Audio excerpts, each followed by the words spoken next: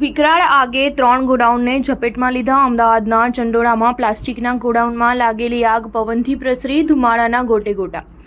અમદાવાદના ચંડોળા વિસ્તારમાં BRTS workshop પાછળ આવેલા 3 ગોડાઉનમાં આગ લાગવાની ઘટના બની હતી. ઘટનાની જાણ થતાં ફાયર બ્રિગેડની 10થી વધુ ગાડીઓ તાત્કાલિક ઘટના સ્થળે પહોંચી હતી. પ્લાસ્ટિકના ગોડાઉનમાં લાગેલી આગ વિકરાળ બની બાજુના કેમિકલ અને ઓઇલના ગોડાઉન સુધી પ્રસરી હતી. ફાયર બ્રિગેડની ટીમે 3 કલાકની ભારે જહેમત બાદ આગને કાબૂમાં લેવામાં સફળતા મેળવી હતી.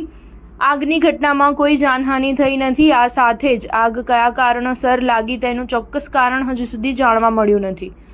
ધુમાડાના ગોટે ગોટા દૂર દૂર સુધી જોવા મળ્યા હતા. ફાયર બ્રિગેડમાંથી મળતી માહિતી મુજબ આજે 20 મે 2024ના સવારે 6 વાગે શહેરના ચંડોળા વિસ્તારમાં આવેલા બીઆરટીએસ વર્કશોપની પાછળના ભાગે કેમિકલ અને પ્લાસ્ટિકના ગોડાઉન આવેલા છે. તેમાં પ્લાસ્ટિકના એક ગોડાઉનમાં આગ લાગી હતી, જે પવન અને પ્લાસ્ટિક હોવાના કારણે આગ વધુ ફેલાઈ હતી. આગ લાગ્યાની ફાયર બ્રિગેડની ટીમને જાણ કરવામાં આવી હતી.